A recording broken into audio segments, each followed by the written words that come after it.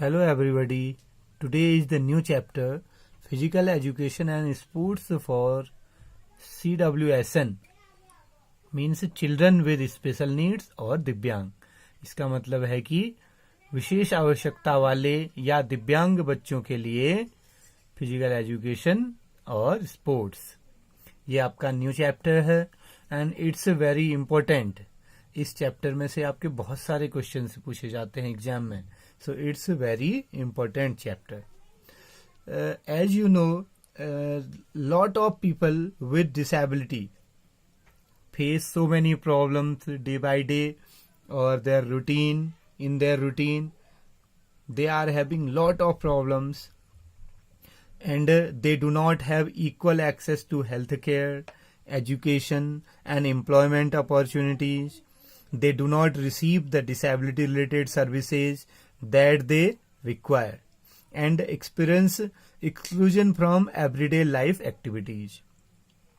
World health organization के according ऐसा कोई भी रूल या रेगुलेशन नहीं है जो कि ये शो करे कि उनके लिए कुछ स्पेशल अभी तक एविडेंसेस दिखाते हैं या इश्यूज जो उनके हैं उनको सॉल्व करने के लिए कुछ विशेष प्रयास किए गए हों। बहुत ज़्यादा प्रयास अभी तक भी नहीं किए गए हैं and they experience socially and economically worse conditions. और बहुत सारे एविडेंसेस ये दिखाते हैं कि जो दिव्यांग लोग हैं उनकी जो सोशल कंडीशन है, इकोनॉमिक कंडीशन है या अपॉर्चुनिटीज के चांसेस हैं वो सामान्य लोगों की अपेक्षा कम है। And there are few documents which providing a comparison and analysis of the ways countries have developed policies and responses to address the need of people with disability, and they in their day by day activities, in their daily routine activities, such type of people face lot of problems. And now concept of disability. Disability का क्या concept है, disability को किस रूप में ले सकते हैं। Disability is an impairment that may be cognitive, developmental, intellectual, mental, physical, sensory और सम कॉम्बिनेशन ऑफ दीज। इसका मतलब है कि डिसेबिलिटी एक ऐसा इम्पेयरमेंट है जो कॉग्निटिव हो सकता है, डेवलपमेंटल हो सकता है, इंटेलेक्चुअल हो सकता है या मेंटल हो सकता है, फिजिकल हो सकता है, सेंसरी ऑर्गन्स रिलेटेड हो सकता है या इनमें से किसी का भी या सारों का या कुछ पार्ट्स का कॉम्बिनेशन हो सकता है। इसमें इम्पेयरमेंट जो है किसी भी बॉडी पार्ट में हो सकता है, मेंटली हो सकता है या इन सब का कॉम्बिनेशन हो सकता है या बाय बर्थ हो सकता है या लैक ऑफ फैसिलिटीज के कारण डेवलपमेंटल हो सकता है या और दूसरे प्रकार का या इनमें से कुछ पार्ट्स का कॉम्बिनेशन हो सकता है। The sustainability affects a persons life activities and may be present from birth or occur during a person's lifetime. ये जो है आधे समय के लिए लाइफ में हो सकता है, कुछ वर्षों के लिए हो सकता है या लाइफ टाइम भी हो सकता है। वर्ल्ड हेल्थ ऑर्गेनाइजेशन के अनुसार डिसेबिलिटी एक ऐसा अम्ब्रेला है जो कि उसके इम्पेयरमेंट्स, एक्टिविटीज की लिमिटेशंस को या पार्टिसिपेशन रिस्ट्रिक्शंस को कवर कर देता है, समाज में उसके लिए लिमिटेशंस पैदा कर देता है, यानी कि कवर उसके जो डेवलपमेंटल इश्यूज हैं उनको कवर कर सकता है। An impairment is a problem in body functions और स्ट्रक्चर एंड एक्टिविटी लिमिटेशंस और it is a difficulty encountered by an individual in the executing a task or action while a participation restricts. Disability इस प्रकार हम कह सकते हैं कि ये केवल हेल्थ रिलेटेड प्रॉब्लम ना होकर कॉम्प्लेक्स ऑफ फिनोमिना है, जो कि features of a persons body और सोसाइटी इन विच ही और सी लिव्स, उनके बीच में इंट्रैक्शन पैदा कर सकता है. और in other words we can say disability is not just a health problem, it is a complex phenomenon which reflecting the interaction between features of a person's body and features of the society in which he or she lives. तो ये केवल आदमी की सामान्य life को ही effect नहीं करता है, बल्कि उसकी कैपेसिटी और उसके दूसरों के साथ इंटरेक्शन को या उसकी इंडिपेंडेंसनेस को भी इफेक्ट करता है. Next one is concept of disorder. Disorder is a problem or illness which affects someone's mind or body. It defines as a state of confusion or a mental or physical problem that interrupts normal functions. Or in other words we can say disorder एक सामान्य या बड़ी एक समस्या या एक बीमारी है जो किसी के माइंड या बॉडी को इफेक्ट करती है. इसको एक कंफ्यूजन या मेंटल और फिजिकल प्रॉब्लम के रूप में ले सकते हैं, जो कि नॉर्मल फंक्शंस को इंटरप्ट करती है. इट मीन्स डिसऑर्डर एक ऐसी बीमारी या एक ऐसी प्रॉब्लम हो सकती है जो उसके किसी भी इससे ग्रसित या इससे अफेक्टेड पर्सन के बॉडी या माइंड या उससे रिलेटेड नॉर्मल फंक्शंस को इफेक्ट कर सकती है.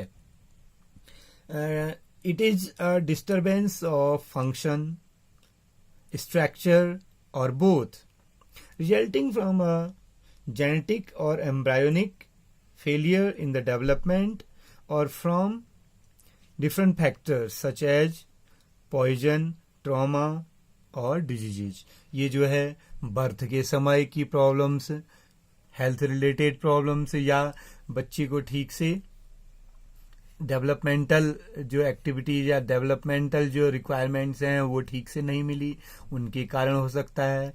बर्थ प्रॉब्लम से रिलेटेड इश्यूज या मेडिकल इश्यूज के कारण हो सकता है, या इसके अलावा समाज या परिवेश में जहां वह रह रहा है उसकी कुछ गलतियों के कारण भी इफेक्टिव हो सकता है.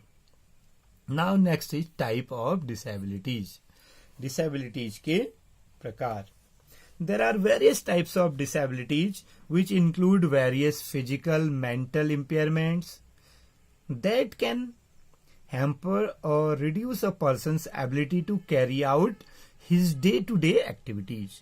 अर्थात डिसेबिलिटी जो है बहुत सारे प्रकार की हो सकती है, जो उसके शारीरिक या मानसिक इम्पेयरमेंट्स को या उसके कैपेबिलिटी को या उसकी कैपेसिटी को या उसकी डे बाय डे एक्टिविटीज को इफेक्ट कर सकती है. These impairments can be term as disability of the person to do his or her day to day activities. इसको हम मुख्यतया 3 भागों में बांट सकते हैं. It can be divided into the disability can be divided into mainly 3 parts. First one is upper limb disability, second one is lower limb disability, और third one is manual dexterity. इसमें इसके ये 3 पार्ट्स हैं mobility और physical impairment के. ये हम पहला टाइप कह सकते हैं, मोबिलिटी और फिजिकल इम्पेयरमेंट. और दूसरा हो सकता है इसी में, ये पहला है मोबिलिटी और फिजिकल इम्पेयरमेंट, दूसरा हो सकता है आपका सेंसरी इम्पेयरमेंट, और तीसरा जो इसमें आपके सिलेबस में दिया हुआ है वो है third part, that is intellectual disability. और कॉग्निटिव और लर्निंग डिसेबिलिटी का एक पार्ट हो सकता है ये. So these are the 3 types. I am repeating. First one is mobility और physical impairment, second one is sensory impairment, and third one is intellectual disability. So first of all, mobility or physical impairment. Mobility or physical impairment, it affects mobility or a person's ability to use their upper or lower limb. ये जो है शरीर के upper part को या lower part को use करने से रिलेटेड, या उनमें जो डिसफंक्शनिंग है उससे रिलेटेड, या पूरी बॉडी से रिलेटेड हो सकता है. Generally this type of disability is related to ये जो है सामान्यतया किससे रिलेटेड हो सकती है, मस्कुलो स्केलेटल सिस्टम से रिलेटेड हो सकती है, सर्कुलेटरी सिस्टम से रिलेटेड हो सकती है, रेस्पिरेटरी सिस्टम से रिलेटेड हो सकती है, और नर्वस सिस्टम से रिलेटेड हो सकती है, या इनमें से किसी का कॉम्बिनेशन हो सकती है.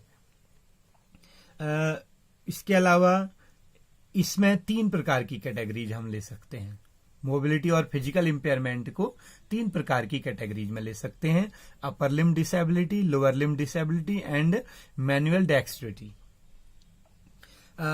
अपर लिम्ब डिसेबिलिटी ऐसी डिसेबिलिटी जो अपर लिम्ब से रिलेटेड हो सकती है, जो इंटरनल या एक्सटर्नल अपर लिम्ब से रिलेटेड हो सकती है. दूसरा है लोअर लिम्ब डिसेबिलिटी. ये लोअर लिम्ब से रिलेटेड, लोअर बॉडी पार्ट से रिलेटेड हो सकती है, या इन दोनों का कॉम्बिनेशन भी हो सकता है. मैनुअल डेक्स्ट्रिटी में जो हम सामान्यतया लाइफ में कुछ ऐसी एक्टिविटीज हैं जो व्यक्ति करने में असमर्थ हो सकता है, या शारीरिक ना होकर मानसिक हो, इनसे related manual dexterity. And next one is sensory impairment. Sensory impairment is when one of the senses, just like, as you know, there are 5 senses in our body. Eyes,